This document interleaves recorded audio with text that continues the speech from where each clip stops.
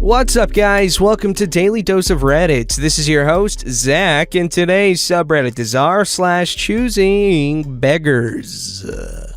Alrighty, guys, this story is about our favorite choosing beggar, and he returns for another story. Another Bob story, the fence. Bob and I share a privacy fence, and 2 years ago we had a windstorm blow it down. Typically, there are no rules for who is responsible for repair, but since I had originally paid for the fence, it was mine and I did not mind repairing it. Well, until Bob got involved. I decided to replace the whole thing. It was old and dark brown, it did not have a lot of life left in it anyways. But before I can get started, Bob is at my house wanting to know when we are gonna fix his fence. I politely remind him the fence belongs to me and that I will fix it when I get around to it. This is not good enough for Bob because of Bob's dog. For some reason, he thinks I am responsible for his dog having a fence, and this should constitute an emergency on my part. We go back and forth about the urgency of the matter, and he finally agrees to help me rebuild my fence, but I still have to pay for the materials. First, I demo the old fence by myself without any help from Bob. He conveniently disappears the first weekend we agree to start the project. He literally shows up as I am stacking the last of the old fence by the street for curbside pickup. We get bulky item pickup in my area twice a year, and I got lucky with the timing and could leave it neatly stacked by the street. Bob sees the stack of wood, and I can see the gears in his head turning. Bob takes a picture and advertises it on Craigslist. Then, without asking me, he starts moving it all to his yard. This guy spends 2 weeks trying to sell a pile of old fence pickets and misses a bulky item pickup day. Then he finally gives up and decides to drag it all back to the curb in front of my house. We had words about this, and it was a bit heated at times. My position on the issue was, you wanted the wood, now it is your problem, not mine. We went back and forth a while, and he begrudgingly stacked the wood right on the property line between our houses. The very next day, 2 Mexicans in a truck show up, decide they want the wood, and start loading it up on their truck. Bob sees this, runs out front, and starts yelling at them that it is his wood and it's not free. They throw the few pieces they had in the truck on the ground and drove off. Bob can't stand that someone would get something for free, and no matter how much I try to convince him to just let it go, he won't. So I prod him a little and tell him they will just come back when he is at work and take it anyway. My intent being for him to drag it all back into his yard. So what does Bob do? He gets a saw and cuts all the pickets in half and leaves a giant pile of cut pickets in his yard at the curb. Rather than let them take it for free, he ruins it for them.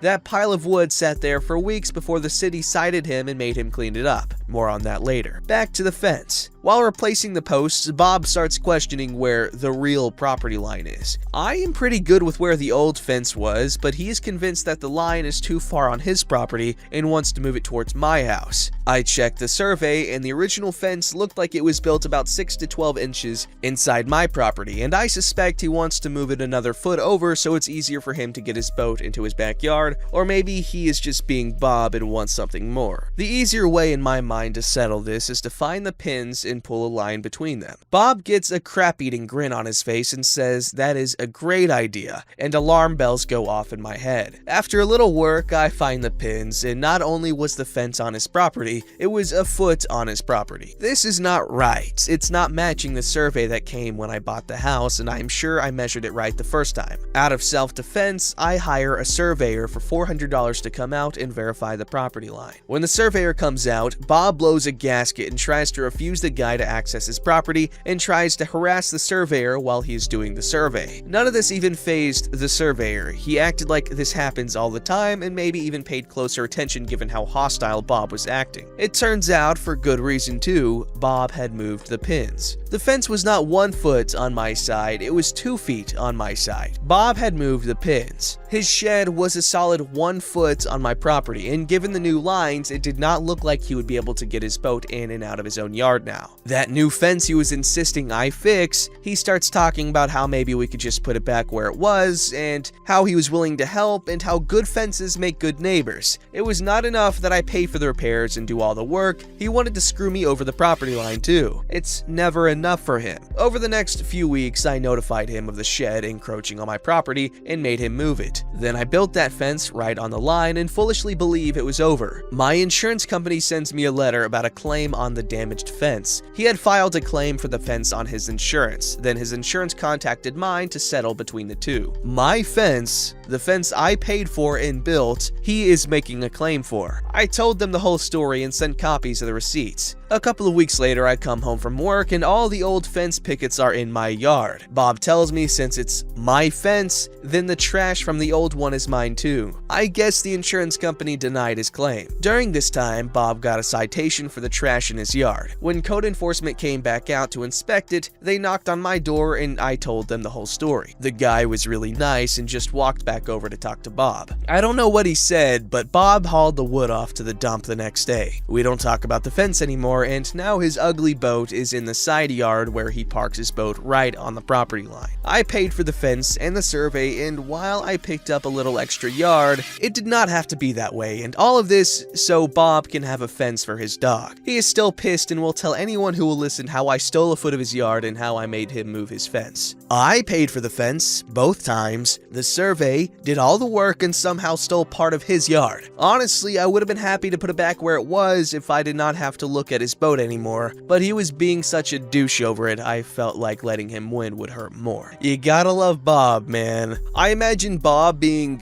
Mary Jane's dad from the original Spider-Man, Sam Raimi Spider-Man. And I think that's just like the perfect representation of Bob's character, except less of a jerk, because her dad is a horrible person in that movie. But like, you know, a wife beater and like a bald head and like that New England accent.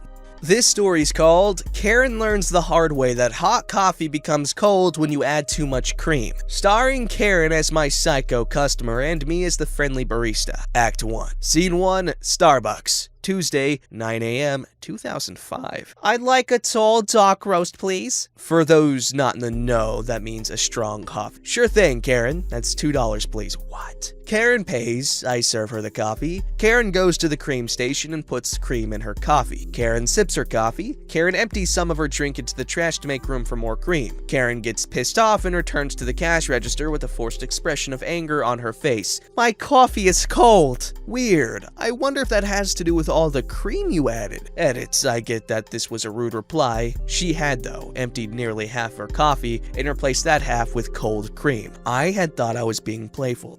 How dare you speak to me that way? If your coffee hadn't been so strong, I never would have had to add so much cream in the first place. My apologies, Karen. How about I give you a cup of the lighter roast instead? Are you suggesting I can't handle my coffee? Not at all. I just think this flavor will be more to your liking. I'd be happy to offer you a small free sample so you can taste it first. No, just pour me another cup of the dark roast, but leave more room for cream. Sure thing, Karen. Karen exchanges her creamy disaster for a fresh cup of dark coffee with extra room for cream. Karen visits the cream station for a second time and adds some cream. Karen sips her coffee. Karen empties her drink into the garbage to make room for more cream. Karen returns to the cash register again. My coffee is cold again. When was this coffee brewed? I truthfully say 10 minutes ago. No wonder it's so cold. It's old coffee. Anyone in the coffee industry knows that 10-minute fresh coffee is still pretty hot. Are you sure you wouldn't like to try the other coffee? You won't have to add so much cream. If I had wanted the other coffee, I would have asked for it. Is it so hard to serve a coffee that doesn't get cold every time you add cream? What if I served you a drink that's half coffee and half steamed milk? It sounds like that would be right up your alley. I don't drink milk, I only drink cream. Can I do steamed cream?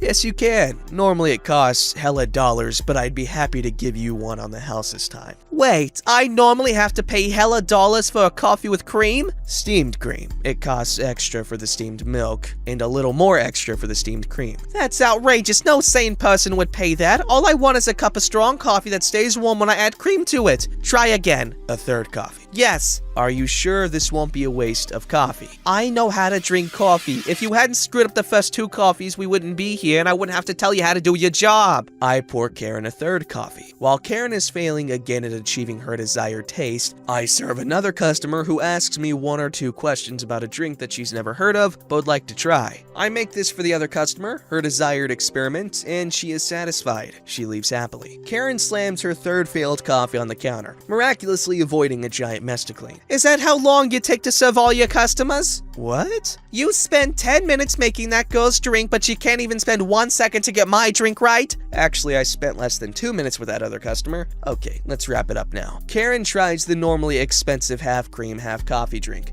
Ah, too creamy! She yells so that other customers are eavesdropping now. I suggest, one again, using cream instead of milk. Karen is furious and asks for a free expensive brownie to make up for the blood sugar I've caused her to expend. Starbucks, during 2005, could care less if it takes 10 tries to find the right drink, within reason, but free food is not gonna happen. My manager isn't even allowed to give away free food. I explain this to Karen and offer her a free drink voucher that we offer in case of customer emergencies.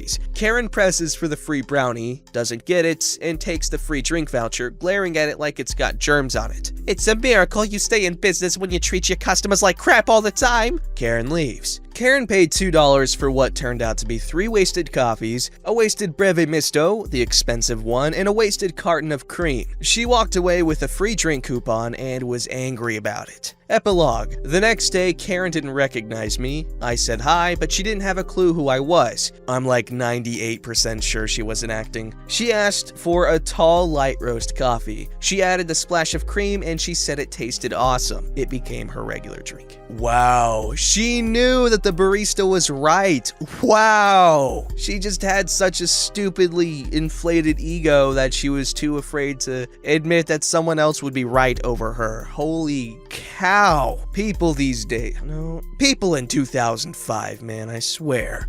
This story's called Choosing Beggar Nursey. For background info, I'm a hospital nurse, so 24/7, 365 type of job. In my particular position, I'm also cross-trained for multiple specialty departments, as well as being able to train new staff and be the head nurse on various units. I get paid more and can make my own schedule with some limits. The catch to all this is that I spend up to 75 hours a week on call, and when I'm called in, I get zero say in where I'll be or if I'm training someone or acting as the head nurse. Also, people always want nurses with my job to cover their request offs because their other coworkers won't. Because of a problem we had with this in the past, if I agree to work for someone else and not where I'm needed, I lose about $13 an hour. Plus, it doesn't count towards my hours for call pay and overtime. Nurse Beggar is aware of all these things, but I recently covered a weekend for a good friend because it was her parents' 50th wedding anniversary and they were having a huge party for it. Apparently, this sent Nurse Beggar's brain into overdrive. Hey, I know you worked for Basti last weekend. If I give you some dates, could you cover them?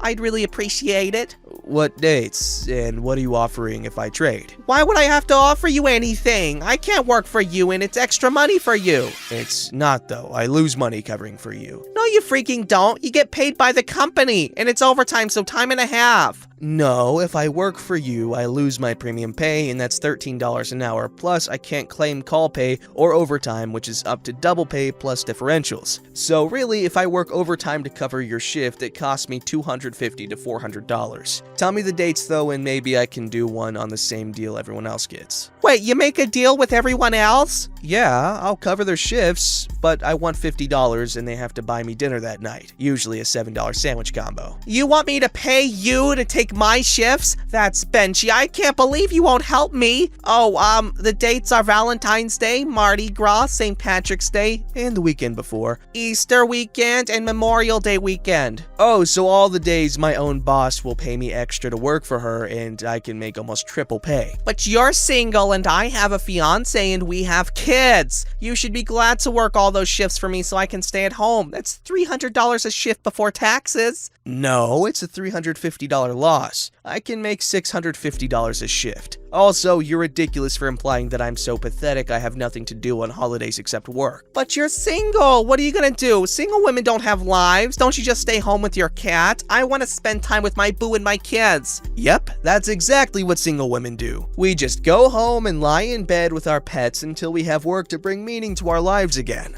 She thinks all single women are Angela from The Office. Don't forget to like, subscribe, and hit that bell to never miss an episode.